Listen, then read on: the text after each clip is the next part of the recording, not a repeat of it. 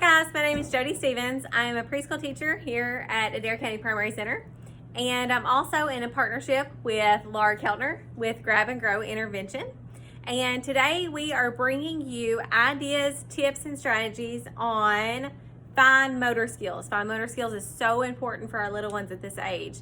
They are learning how to do so many things with their hands. Fine motor skills is simply using the muscles in their hands. It's basically what it is. You can achieve to get good fine motor skills by lots of different activities that your kids do.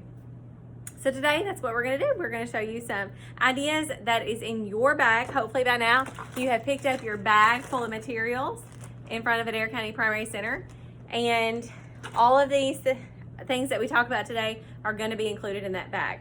Now, if you are new, we have a lot of new people today. If you are new, you have a binder in your bag of materials. In your binder, it's going to look like this. It may have a yellow sheet on the front. You've got all these different sections. We should have things already in there for you for September, October, and November. And in November, you're going to flip to November's tab. It's going to show lots of things, ideas for you. And then also behind it, Miss Laura will talk about that in a little bit, another idea that you can do as well. So this is in your binder. If you do not have a binder, it means that you have previously been with us with our Grab and Grow workshops, and you already have a binder. So just go ahead and add these two things to your binder, and I'll show you again what they are. You're going to add your Enhancing Fine Motor Skill Sheet, and then you're also going to add this clear page protector with some orange tracing shapes on it as well. Those are the two things that will go in the back of your binder, okay, for the month of November. So I'll go ahead and get started. The first thing we're going to talk about is Play-Doh. Play-Doh is a great tool to use for fine motor skills. Most importantly, it is tough to get a top off. Let's just start there. Please try not to open it for your child. Give them the tips and ideas on how to open it themselves. They're going to start on a corner and they're going to pinch, okay? They're going to have to use couple different fingers to try until they try to get it open by themselves. If they need a little bit of help, go ahead and pry it open a little bit on one side. You can see how it's raised on one side, and then just say, now you try. And that's going to go ahead and get them started, because that's going to give them confidence, like, oh, wow, I got it open myself. That's going to give them the confidence they need to open it. They're going to take out their Play-Doh and they are going to pinch off a little bit, because we have their name that they get to write. So this is Carson's. What we're going to do with Carson's is we are going to take the Play-Doh and we are going to map it out for him. So first thing he's going to do is we got to make a C. How in the world are we going to make a C? Well, he's going to start by rolling it like a snake. So you take the Play-Doh in between your hands, not going to roll it like a ball, you're going to roll it out back and forth, hand motions. And they're just simply going to roll out that Play-Doh and they're going to form it into that letter. They're going to stick it at the top. And a lot of kids want to smash it down. Help them try not to smash it down so much. They got to smash it down and make it stick maybe. So there's the C, okay? And then you're just going to keep going from there. You got to roll it out. They're going to roll it like a snake for each letter, and then they're going to form each letter, okay? So that's a good start. That helps them learn the letters in their name. As they roll it, tell them what letter it is. C. C says K, okay? So they're going to do that for each letter. Another thing you have in your Play-Doh, or in your bag, is going to be a color word. So color words are really important when they start kindergarten. If you've got kids that are getting ready to start kindergarten, if they're not starting kindergarten, they just need to know their colors. So this is blue. The blue Play-Doh matches. And they can also roll out the color word for blue. So they're going to take it. They're going to roll it. A B, I'm going to show you how to roll a B. So you're not going to take it and roll it like that, because that's not how we really form a B. You're going to do the stick first. Make it stick. Then we're going to take our Play-Doh, we're going to roll it again, roll it out flat. We're going to make a circle, because that's how we teach them to write it. So we're going to make a circle and we're going to attach that to the B, okay? That's how we're going to make our B. So one more thing we have with our Play-Doh is scissors. I hear so many kids say, Mama doesn't let me use scissors. Please, please, please let your child use safety scissors. It is so important for those fine motor skills. It is so hard for kids to open and close, but a good safe way, these are just plastic scissors, so they are not going to cut themselves. They're not going to cut their hair with these, because it won't cut hair or clothes or anything like that. Because I know some of your kids have come home with torn clothes, ripped clothes. because they cut their clothes because they don't use them at home. They don't know how to use them. So we try to catch them before they do that, but in case we don't, that's probably why. So let them just cut that Play-Doh into multiple pieces, okay? This is so good for opening, closing. When they master that, then move them on to like magazine clippings, anything like that. But Play-Doh is a good, easy tool to use for those starting scissor practices. When they use scissors, it's important to teach them how to hold scissors correctly. You may not know which dominant hand that your child uses. Test them out, lay the scissors down on the table. Whichever hand they pick them up with is usually their dominant hand. And you may want to try that with a couple different things, lay a couple different items on the table. When they grab it, they're usually going to grab whatever it is with their dominant hand. They're going to put their thumb in there first in the round circle. The bigger circle, they're going to need 3 fingers to hold that, okay, to hold it correctly. And then they're going to go thumb up first. A lot of kids want to try it like this. Make sure their thumb's up first, okay? You could even draw like a little smiley face on their thumb, and that'll tell them to make sure that their thumb is touching their nose, okay? The smiley face touches their face. The other thing we have is a really fun game. This game is called Roll a Pie. It's almost Thanksgiving. So this is a fun activity for Thanksgiving. If you are with family this year for Thanksgiving, you can take this with you. It'll keep them busy so that they're entertained and maybe not in everybody's faces. So I'm gonna go ahead and pull out all of our pieces. There's a couple different ways that you can play this game. The first way is with a spoon. So you have a spoon in your bag. What you're gonna do is your child's gonna roll their dice. They're just gonna roll the dice. Say they land on number 2. So they're gonna have to recognize that that's number 2. If they don't know automatically that that's number 2, they're gonna count it. 1, 2. Getting in some good math skills here as well. Then you are going to, after you roll the dice, you're gonna find that many pieces of pie. So it's showing me that I rolled 2. So I'm gonna take out 2 pieces. Now this is gonna be flat, so it's gonna be easy for your guys to do. And then they're gonna take their spoon, and the next directions, it says to spoon on that many pieces of Cool Whip. So we're gonna spoon it up, and they have to take their spoon and spoon up the Cool Whip, and then place the Cool Whip on the pie. So see how we're having to use those fine motor skills, those finger muscles, to slowly scoop that up and get that on that pie. The other way you can play this game, it's in your directions as well. There's another set of directions. Is instead of using a spoon, you're going to use tweezers. Ooh, tweezers are fun, but they are difficult for kids to use. So if your kid hasn't ever used tweezers before, please be patient with them and help them to squeeze these tongs together. But you're going to do the same thing. They're going to roll the dice again. They're going to get that many pieces of pie. And then hopefully they'll end up making a whole pie at the end. And they're going to pick up the cotton ball, the Cool Whip, and they're going to just squeeze and pinch using those fingers, and they're going to place it on the pie. Now, a lot of kids at first are going to want to use their whole hand to squeeze with because their little fingers are not strong enough. Let them do it for a time or 2, but then encourage them to drop a few of their fingers and only use 3 fingers, okay? The same way you would squeeze it is the way you're going to teach them to squeeze it, okay? Same thing. So that's one of your games in your bag. Super fun and super exciting. I have that in my classroom, but we didn't get to use it this year since we're virtual. So hopefully we can adapt that and make it a Christmas activity as well. The other thing you got in your bag is everybody's got a book. Everybody's book is going to be a little bit different. So please read that to your child.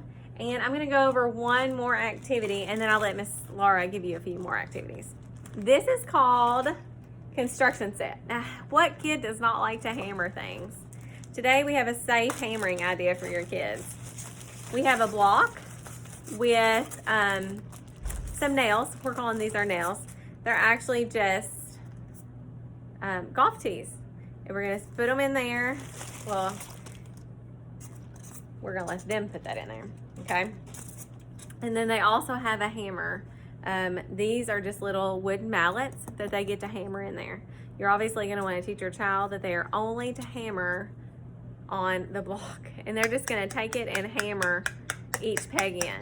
and then they can do it over and over again. So this is a great idea for using those fine motor skills to hold that hammer, to know how much pressure that they need to push down into there is going to be great for them. So I'm going to hop off here. I'm going to let Miss Laura jump on so I can get out of the frame and won't have to put my mask back on. And she's going to give you some more ideas.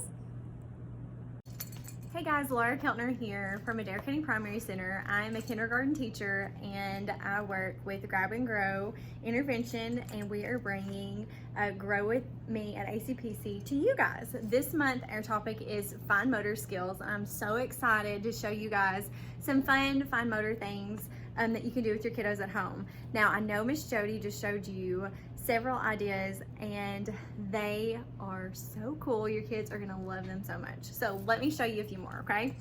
All right, so in your binder, you can turn to November, and then behind the first sheet, you're gonna have an orange tracing sheet, okay? This is in a page protector. You can leave it in here or take it out. But you are also getting a marker in your bag, okay? So you can use the marker, your kid can use the marker to trace inside of each one of these shapes. And be sure that you're talking about the name of the shape as they trace it, and then help them to remember that when they pick up their marker, they're holding it at the bottom. And then when they put the lid on, make sure it's on tight, because dry erase markers will dry out. But then on the back, you can continue to trace some more shapes. And at first, if you'll start small, like maybe only doing like the first two shapes and then add on, just kind of take cues from your kiddo and how far that they want to go and how far that they don't, but encourage them for sure. So along with that, you have this sheet. It's very important that you guys practice on writing your child's name. So be sure that they understand that this says their name. Give them purpose with the materials that we're giving you, okay? If it's about them, they're going to be eager to practice and work on it. So be sure that you say, oh my goodness, this is your name, this says, and then read it to them and let them know. So the first two is just practicing tracing, and then the bottom one is how they write their name by themselves. So we're working on getting all their letters on top of the lines. Now at first, this is probably gonna be a mess, and that's okay. That is a part of the process, okay? Then on the back, we have some make and trace lines. So inside is where we want them to stay. So at first, they're gonna be taking their time, and eventually as they practice these, they're gonna start moving quicker, okay? So you want to encourage them to try to stay inside the lines and then get through all of these. And this is just like the shape sheet. So you might start a couple at a time, even one at a time, and just see, hey, you know, don't make it like a fight though, because we want them to want to do this. And sometimes we push things so hard that they immediately just back away. But something cool about these, I'm just gonna call it a little pocket. You can pull these in and out. So if you have something else at home that you want them to practice writing, like if you have an alphabet sheet or something like that, you can take these out and you can slide that right in, and this automatically creates that clear sheet, and it makes those sheets that you're putting inside reusable. So we're sending this home in hopes that you guys can continue to use it over and over again, right?